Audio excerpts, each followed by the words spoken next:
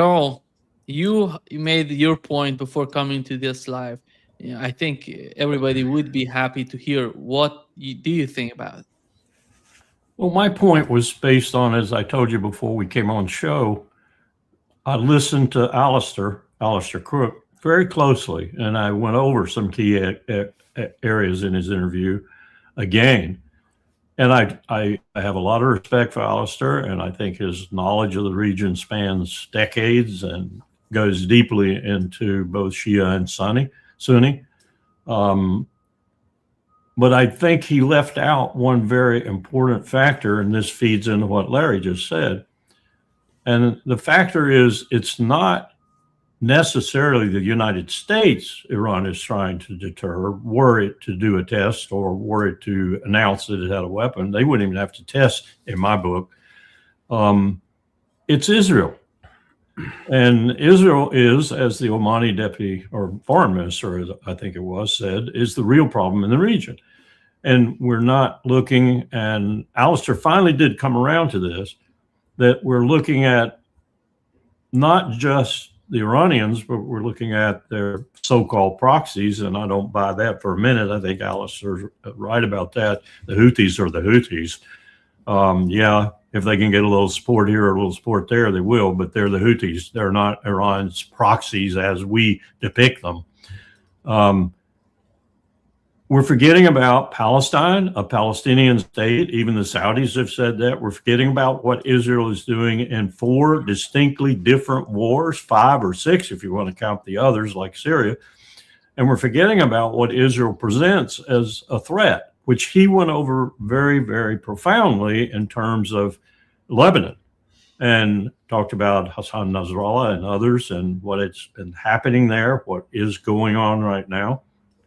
The political dilemma that Netanyahu is in, both personally, meaning he's going to jail if he loses this election, and into ignominy, which isn't his idea of how he wants to finish up his life and his term, and the rock and the hard place that he's caught between with the people in Israel who are campaigning against him and are going to intensify that based on his lack of doing things that are assuring Israel's security, whereas they will.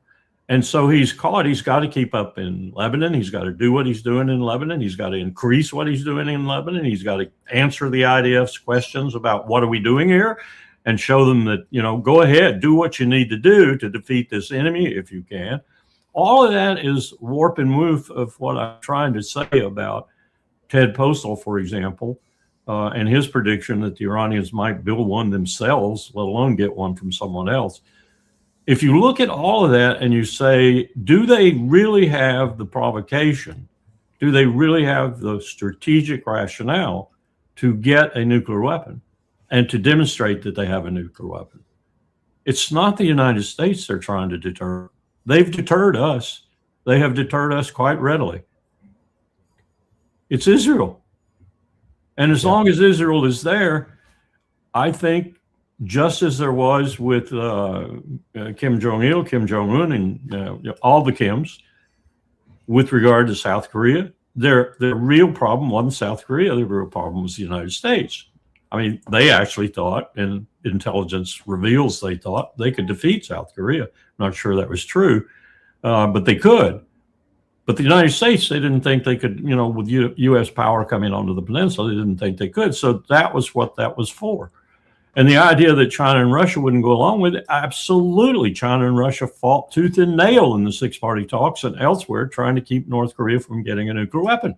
They didn't want them to have one. China was very explicit about it. And we even got some good intelligence that said, well, one of the reasons is because if the Korean Peninsula is unified, they don't want that unified Korean Peninsula to be a nuclear power, a nuclear weapon power. But they went along with it, and they're going along with it now because they didn't have any choice.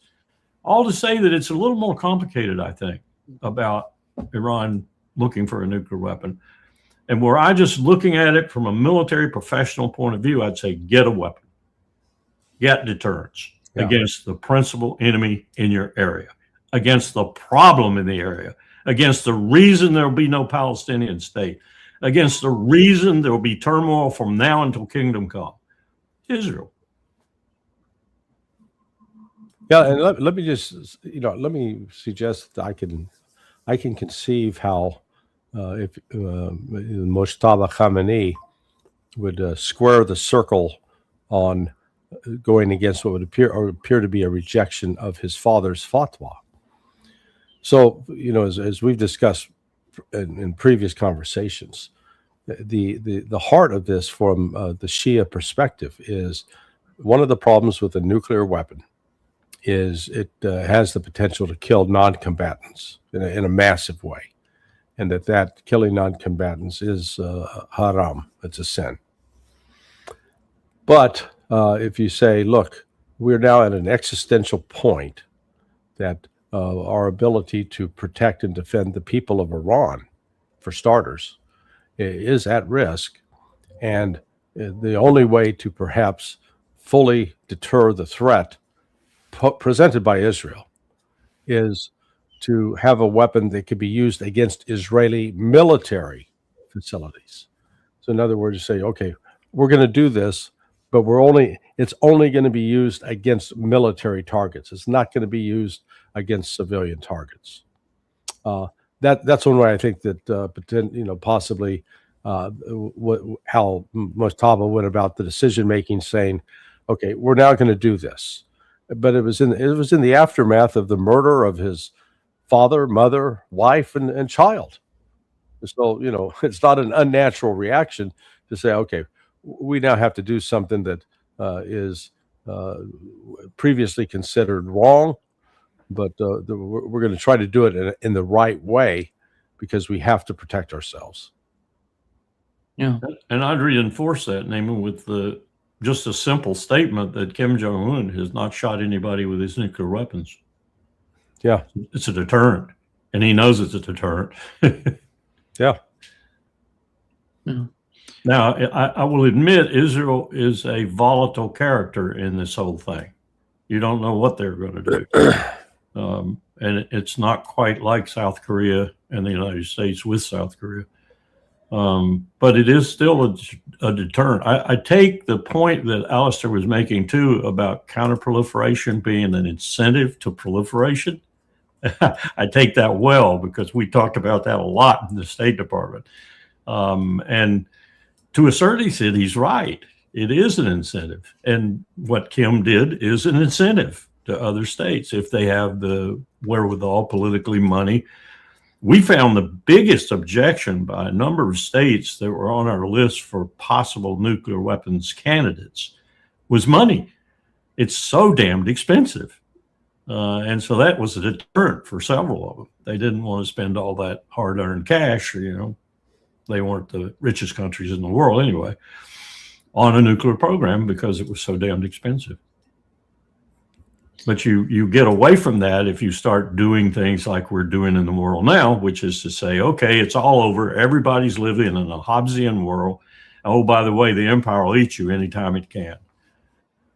Then you put a new incentive on it. And the non-proliferation treaty actually becomes, I think, defunct. Many would argue right now. In fact, I'm reading articles all the time now in the kind of the edges of the nuclear discussion about how the NPT is dead, absolutely dead. It doesn't mean anything to anyone anymore.